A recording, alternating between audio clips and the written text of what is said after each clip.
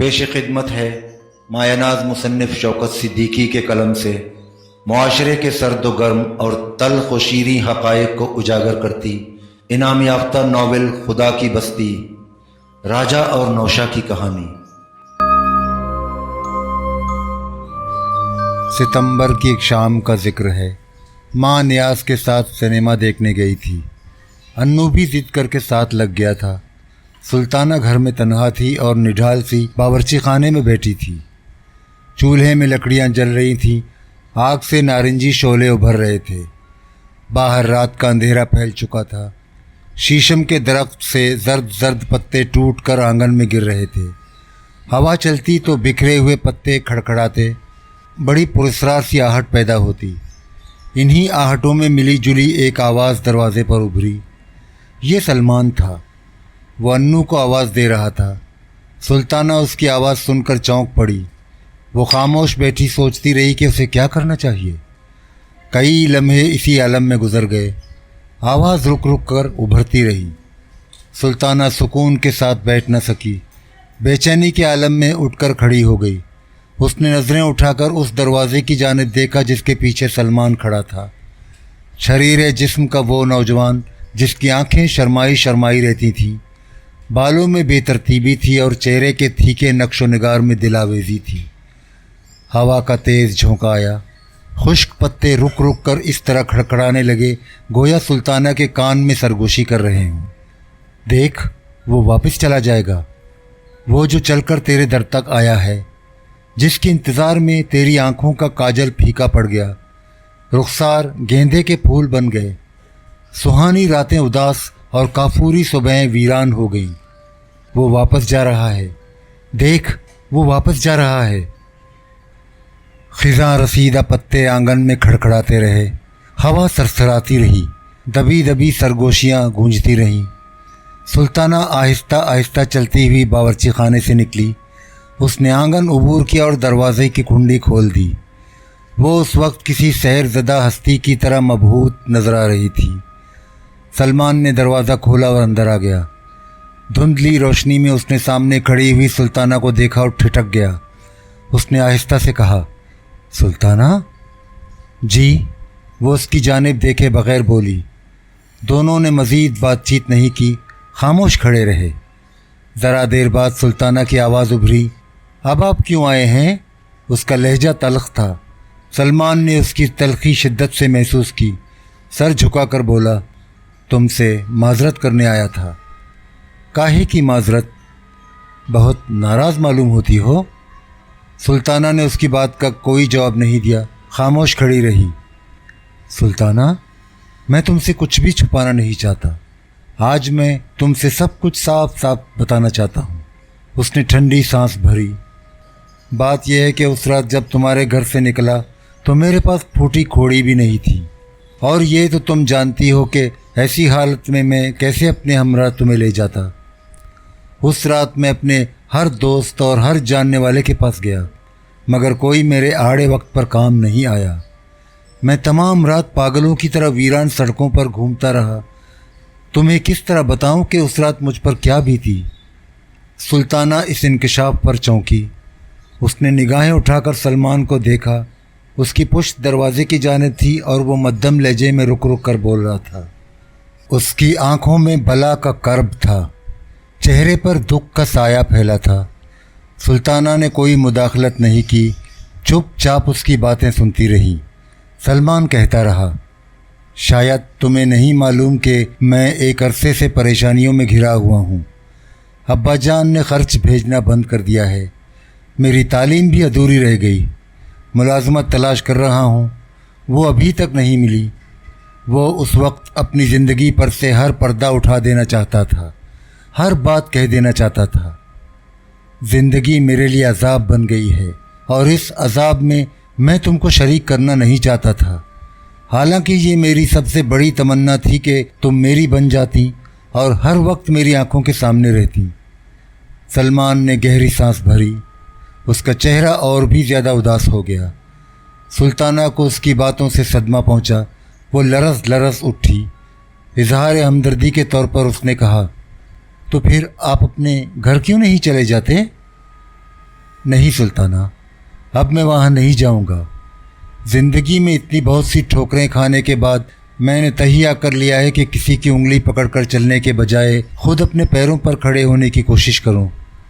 ये अहद मैंने उसी रात किया था। वो रात मेरी ज़िंदगी की अजीब रात थी। एक बार फिर सलमान ने गहरी सांस भरी। सच तो ये है सुल्ताना, मैंने बड़ी बेरारवी के साथ ज़िंदगी बसर की है, मगर अब चाहता हूँ कि ज़िंदगी में कुछ बाकायदगी आ जाए। और मैं अपनी बात कहते कहते उसने अचानक नज़रें उठाकर सुल्ताना को देखा। तुम मुझे इस तरह ना देखो, मैं इतना बुरा नहीं हूँ। वो बेहद जज्बाती हो गया। आवाज़ कदरे भर्रा गई। उससे कुछ भी नहीं कहा गया। सुल्ताना मबहूत खड़ी रही। चंद लम्हों के लिए गहरी खामोशी छा गई। सहन में खुश्क पत्ते आहिस्ता आहिस्ता खड़खड़ाते रहे। रात का अंधेरा और बढ़ गया। सन्नाटा आसिफ ज़दा हो गया। सुल्ताना ने सोचा कहीं सब लोग वापस ना आ जाएं, बड़ा गज़ब होगा। उसने डरते डरते कहा, एक बात कहूँ, बुरा ना मानिएगा। फिर उसने जवाब का इंतज़ार किए बग़ैर अपनी बात कह दी, आइंदा आप यहाँ ना आया करें।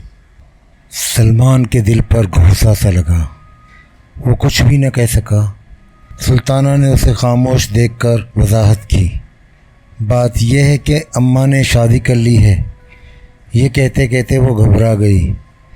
सलमान हैरत से चौंक पड़ा। अम्मा की शादी हो गई?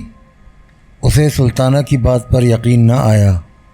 सुल्ताना आहिस्ता से बोली, जी हाँ। वो अभी तक हैरत ज़दा था।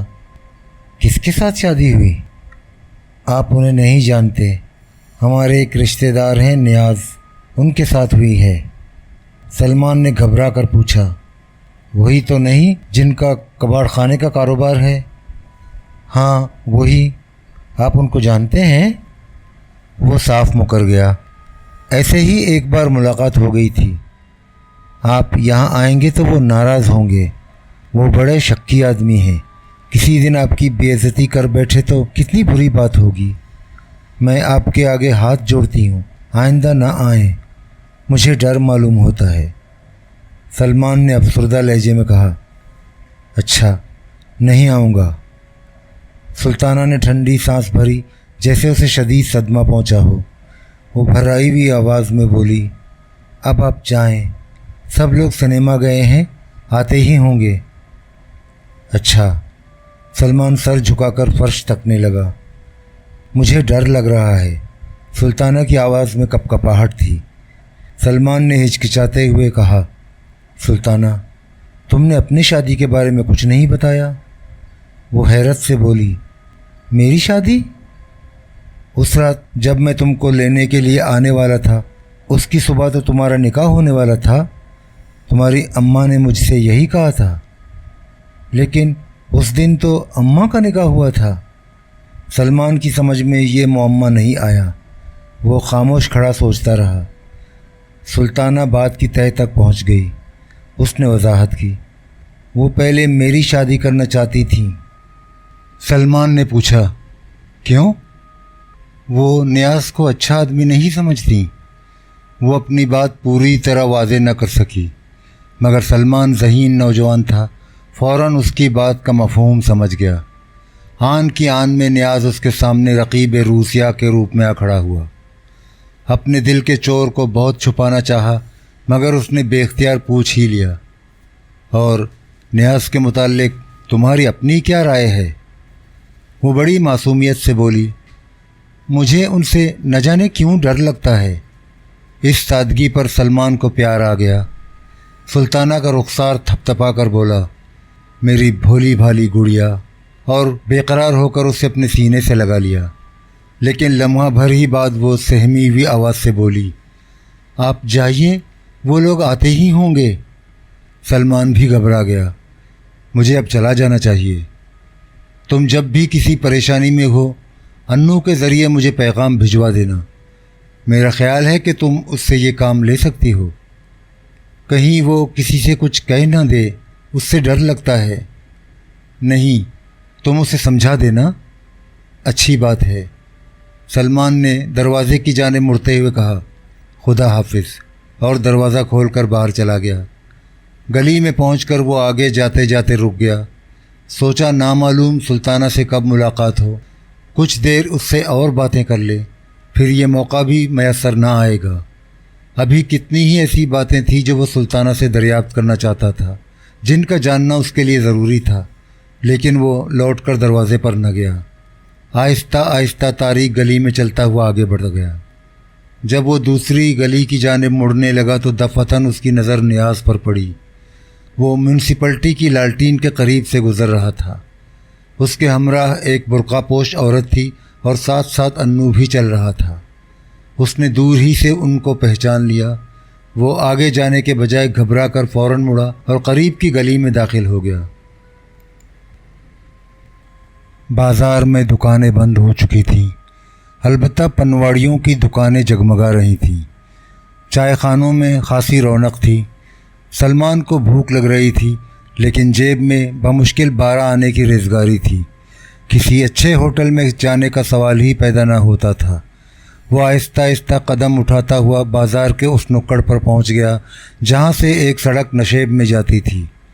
اس سڑک پر چند قدم چل کر بائیں ہاتھ کو ایک بھٹیار خانہ تھا۔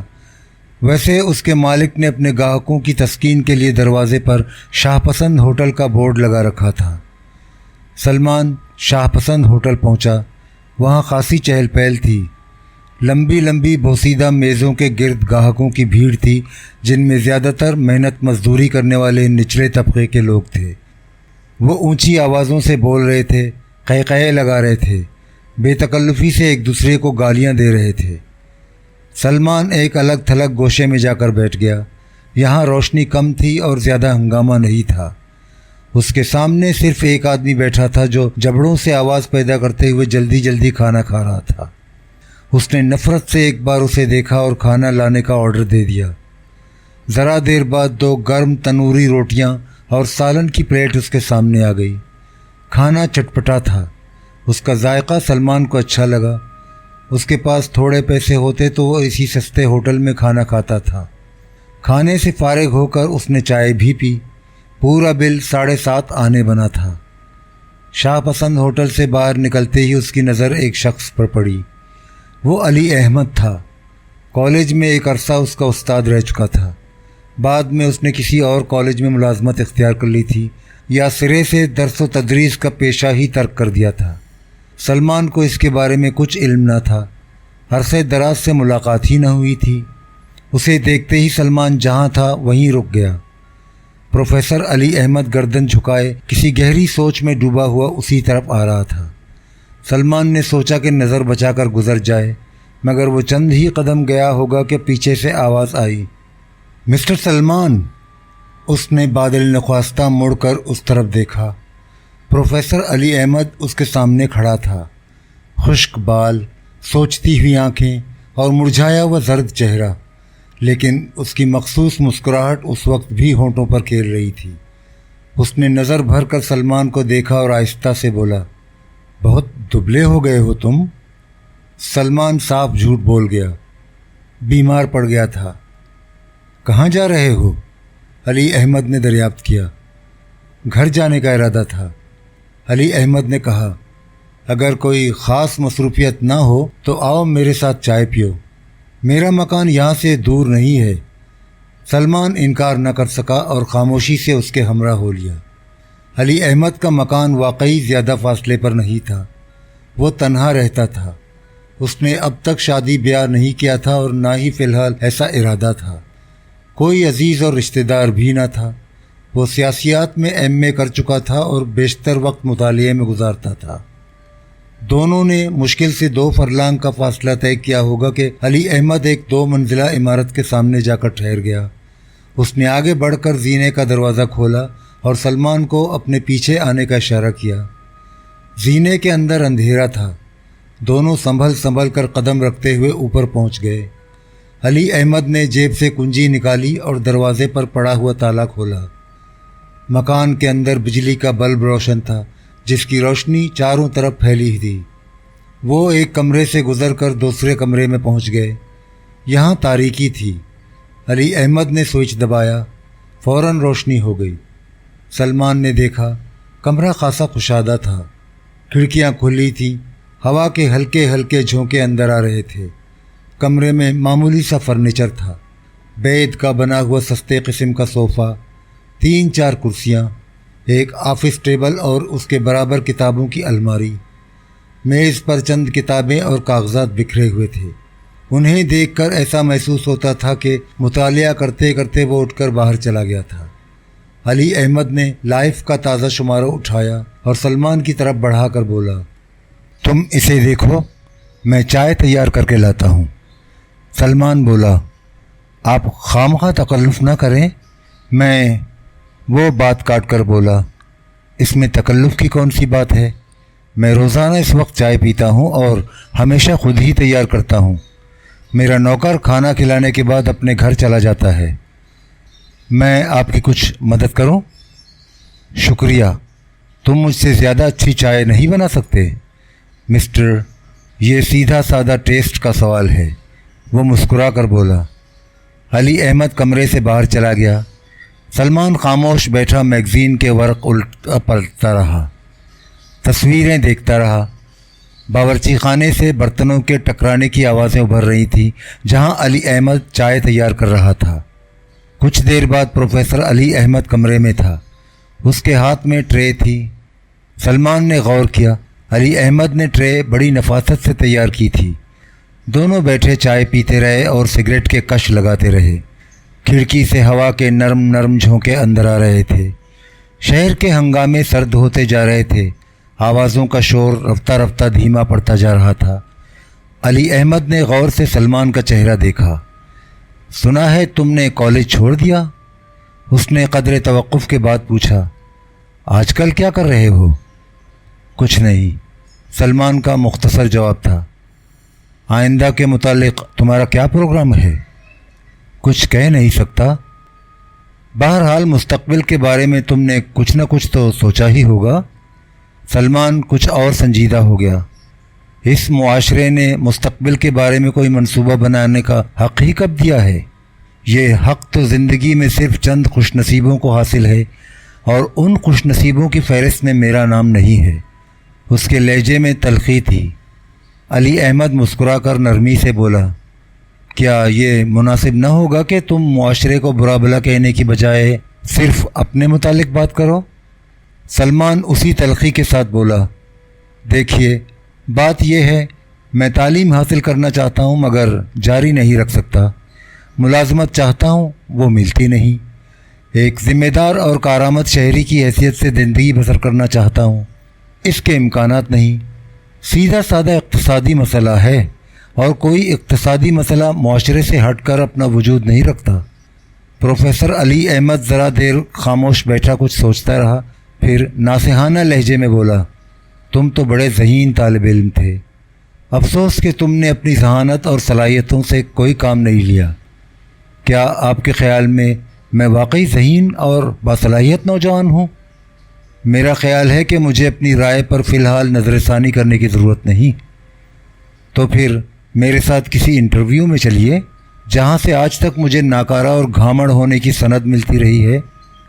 علی احمد نرم لہجے میں بولا، مجھے تم سے پوری ہمدردی ہے۔ معاف کیجیے گا پروفیسر صاحب، مجھے ہمدردی کی ضرورت نہیں، وہ تو میں کسی بھوکے کو ایک وقت کا کھانا کھلا کر آسانی سے خرید سکتا ہوں۔ وہ گھبرا کر بولا، تم واقعی بیمار ہو؟ یہ بات بھی نہیں، آپ بند کمروں میں بیٹھ کر زندگی کو کتابوں میں تلاش کرتے ہیں، اور میں نے زندگی کو قہوہ خانوں میں دیکھا ہے، جھگیوں اور تنگ و تاریک گلیوں میں دیکھا ہے، مسلسل فاقے کیے ہیں، ذلتیں برداشت کی ہیں، قدم قدم پر ٹھوکریں کھانے کے بعد تجربہ حاصل کیا ہے۔ زندگی کو برہنہ آنکھ سے دیکھیے، وہ کس قدر مظلوم ہے۔ وہ بڑی روانی سے بول رہا تھا، اس کے ذہن میں مدت سے جو آگ سلگ رہی تھی وہ اچانک بھڑک اٹھی تھی۔ آج اس کے سارے زخم ہرے ہو گئے تھے۔ وہ ان زخموں کو اپنی تمام آلائشوں کے ساتھ پروفیسر علی احمد کے سامنے برہنہ کر دینا چاہتا تھا۔ جذبات کی طوفانی رو میں وہ ایسی باتیں بھی کہہ گیا جو نہیں کہنا چاہیے تھیں۔ اس نے یہ بھی لحاظ نہ کیا کہ وہ علی احمد کا طالب علم رہ چکا ہے، لیکن علی احمد نے اس کی باتوں پر کسی ناگواری کا اظہار نہیں کیا۔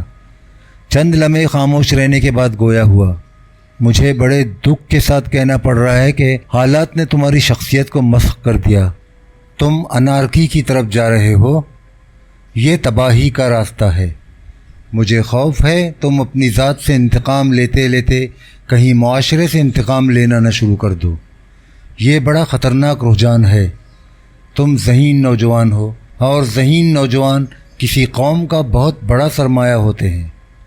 سلمان جیسے اب تھک گیا تھا. اس عرصے میں چائے کی کئی پیالیاں پی چکا تھا اور مسلسل سگریٹ پر کش لگا رہا تھا.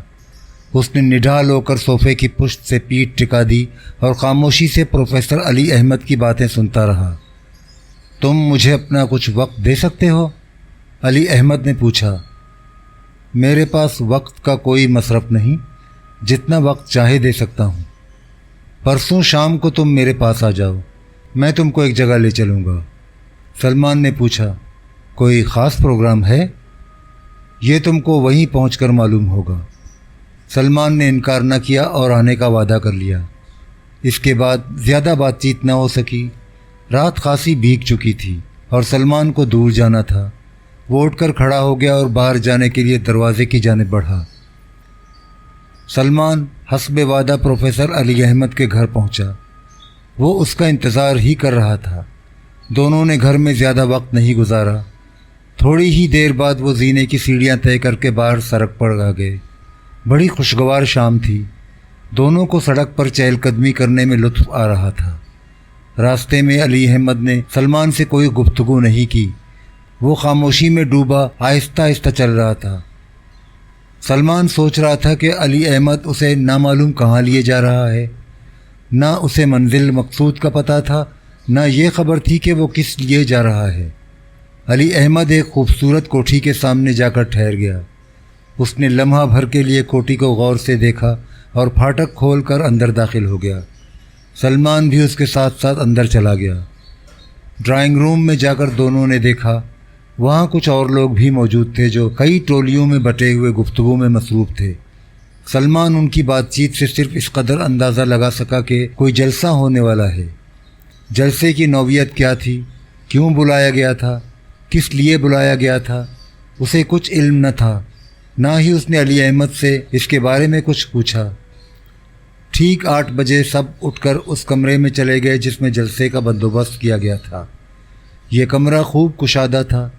بیچ میں لمبی میز پڑی تھی جس کے چاروں طرف وارنش سے جھلکتی ہوئی اسپرنگ دار کرسیاں تھیں. ہر کرسی کے مقابل میز پر سفید کاغذ اور پینسلیں رکھی تھیں. کمرے کی فضا کچھ ٹیکنیکلر قسم کی تھی. شیشے کی رنگین دیوار گیریوں کے پیچھے بجلی کے بلب روشن تھے. ان سے گہری نارنجی شعاعیں پھوٹ رہی تھیں. روشنی میں دروازوں اور کھڑکیوں پر لٹکتے ہوئے پردے جھلملا رہے تھے. سلمان بھی سب کے ساتھ ایک کرسی پر بیٹھ گیا. اس نے نظر بھر کر صفدر بشیر کو دیکھا جو اس اجتماع کا روح رواں تھا. یہ کوٹھی اسی کی تھی. اس کی شخصیت سب سے نمایاں تھی. وہ ہونٹوں میں دبے ہوئے پائپ پر آہستہ آہستہ کش لگا رہا تھا. وہ مضبوط اور بھرے بھرے جسم کا طویل قامت اور خوش شکل نوجوان تھا. وہ ذاقتہ سے اچھا خاصا انٹلیکچوئل لگتا تھا. کمرے میں علی احمد اور سلمان کے علاوہ 3 بے روزگار گریجویٹ، سرکاری اسپتال کا ایک ریٹائرڈ ڈاکٹر، ایک جونیئر کلرک اور 2 مقامی کالجوں کے طالب علم تھے. ان کے چہروں پر دھندلی دھندلی لکیروں کا جال بکھرا ہوا تھا. آنکھوں میں بجھتے چراغوں کی جھلملاہٹ تھی. صفدر بشیر انگلستان سے چند مہینے پہلے واپس آیا تھا. وہ کیمبرج میں اعلیٰ تعلیم حاصل کر رہا تھا. اچانک گھر سے ایک روز تار ملا جس میں اس کے باپ کے انتقال کی اطلاع تھی. ان کی موت حرکت قلب بند ہونے سے واقع ہوئی تھی. وہ PWD میں چیف انجینئر تھے. انہوں نے ترکے میں کئی لاکھ روپے بینک بیلنس کے علاوہ بہت بڑی جائیداد بھی چھوڑی تھی. باپ کا ترکہ 4 بھائی بہنوں میں تقسیم ہوا تو صفدر بشیر کو کوٹھی کے ساتھ ساتھ 1 لاکھ سے زائد روپیہ بھی حصے میں ملا. اس رقم کے متعلق صفدر بشیر عرصے تک غور کرتا رہا. باپ کے ملنے والے ایک صنعتکار کے مشورے پر پہلے پہل اس نے سوچا کہ ٹیکسٹائل مل لگانے کی کوشش کرے یا کوئی ایسا کاروبار کرے کہ لاکھ کے کئی لاکھ ہو جائیں. شادی کرے، گھر بسائے اور آسائش کی زندگی بسر کرے. مگر کاروبار کی طرف اس کی طبیعت مائل نہ ہوئی. دوسرا خیال اس کے ذہن میں یہ آیا کہ اپنی ادھوری تعلیم مکمل کرے اور انگلستان میں مستقل رہائش اختیار کرے، مگر وہ انگلستان نہ گیا اور خدمت خلق کے بارے میں سنجیدگی سے غور کرنے لگا۔ وہ سیاسی کارکن بھی رہ چکا تھا اور عقیدے کے اعتبار سے کٹر نیشنلسٹ تھا۔ ایک زمانے میں وہ نیشنل اسٹوڈنٹس آرگنائزیشن کا سرگرم کارکن بھی رہ چکا تھا اور 1942 کی ہندوستان چھوڑ دو تحریک میں عملی طور پر شریک ہو کر جیل میں بھی جا چکا تھا۔ فی الحال اس کا ارادہ سیاست میں براہ راست حصہ لینے کے بجائے کچھ سماجی بہبود کا کام کرنے کا تھا۔ صفدر بشیر نے اپنے ان عزائم کا چند مخلص دوستوں سے ذکر کیا۔ انہوں نے اپنے احباب اور ملنے جلنے والوں سے اس سلسلے میں تبادلہ خیال کیا اور یوں ستمبر کی اس خوشگوار رات کو 10 ہم خیال افراد ایک جگہ مل بیٹھے تھے۔ جلسے کی کارروائی کا آغاز صفدر بشیر کی تقریر سے ہوا۔ اس کا لہجہ صاف ستھرا تھا، انداز خطیبانہ تھا۔ اس نے سب سے پہلے ان مقاصد پر روشنی ڈالی جن کے پیش نظر جلسہ منعقد ہوا تھا۔ اس نے اپنی تقریر میں انگلستان کے سماجی کارکن اور فلاحی تنظیموں کی سرگرمیوں کا کسی قدر تفصیل سے ذکر کیا اور یہ بتایا کہ کس طرح برطانوی نوجوان اور دوسرے شہری مختلف نوعیت اور مختلف ساخت کی انجمنیں اور ادارے قائم کر کے اپنے ملک اور قوم کی خدمت انجام دیتے ہیں۔ ان کے عزائم اور بے لوث جدوجہد کا جائزہ لینے کے بعد اس نے اپنے ملک کے عوام کے سماجی اور اقتصادی مسائل پر روشنی ڈالی، ان کے صبر آزما رہن سہن، پسماندگی اور ذموحالی کے اسباب بیان کیے۔ آخر میں سب سے اپیل کی کہ اس کار خیر میں اس کا ہاتھ بٹائیں، اس کی مدد کریں۔ صفدر بشیر کی تقریر دلچسپ اور اثر انگیز تھی۔ حاضرین نے اس کی باتیں توجہ اور انہماک سے سنی، متاثر بھی ہوئے، اپنے اپنے طور پر اظہار خیال بھی کیا، لیکن کسی نے صفدر بشیر کے نقطہ نظر سے اختلاف نہیں کیا۔ ہر مقرر نے اسے پورے تعاون کا یقین دلایا۔ سب کی خواہش تھی کہ کچھ نہ کچھ ضرور کیا جائے اور عملی طور پر کیا جائے۔ رات کے 10:30 بجے تک جلسے کی کارروائی جاری رہی۔ سلمان تمام عرصہ خاموش بیٹھا رہا۔ اس نے کسی مسئلے پر اپنی رائے کا اظہار نہ کیا۔ وہ پوری توجہ سے ہر بات سنتا رہا اور آہستہ آہستہ سگریٹ کے کش لگاتا رہا۔ اس گلابی دیواروں والے کمرے میں جہاں گہری نارنجی روشنی پھیلی تھی اور خوش رنگ ریشمی پردے آہستہ آہستہ سرسرا رہے تھے، یہ سارا ہنگامہ بڑا دلچسپ لگ رہا تھا۔ جلسہ برخاست ہوا تو ایک مختصر سی تنظیم قائم ہو چکی تھی۔ تنظیم کا نام فلک پیما رکھا گیا اور اتفاق رائے سے یہ بھی طے کیا گیا کہ فلک پیما کا ہر رکن اسکائی لارک کہلائے گا۔ نام میں یہ تنوع اور انفرادیت صفدر بشیر کے مغرب زدہ ذہن کی پیداوار تھی۔ اسکائی لارکوں کا جماعتی نشان سفید پھول تجویز کیا گیا اور اسے پاکیزہ اور صاف ستھرے ماحول کی علامت قرار دیا گیا۔ فلک پیما کے ارکان کی تعداد سرے 10 رکھی گئی، یعنی وہ تمام افراد جنہوں نے جلسے میں شرکت کی تھی۔ جلسہ ختم ہوا تو سب کو بھوک لگ رہی تھی۔ صفدر بشیر نے رات کے کھانے کا بھی بندوبست کیا تھا۔ سب لوگ کانفرنس روم سے اٹھ کر ڈائننگ روم میں پہنچے جہاں میز پر کھانا لگایا جا چکا تھا۔ کھانا بہت سادہ تھا، نہ اس میں کوئی تکلف تھا، نہ کسی خاص اہتمام سے کام لیا گیا تھا۔ یہی وجہ تھی کہ سب نے بے تکلفی سے کھانا کھایا۔ ایک دوسرے سے جو اجنبیت تھی کھانے کی میز پر بڑی حد تک دور ہو گئی۔ کھانے کے بعد کافی کا دور چلا۔ علی احمد کی تجویز پر فلک پیما کے ہر رکن نے کھڑے ہو کر خود اپنا تعارف کرایا۔ بڑی دلچسپ اور پرلطف باتیں سننے میں آئیں، خوب کہے لگے، ماحول اور خوشگوار ہو گیا۔ اسی نشست میں یہ بھی طے پایا کہ دوسرے روز 9 بجے شب کو فلک پیما کا دوسرا اجلاس منعقد کیا جائے جس میں ہر رکن لازمی طور پر شریک ہو۔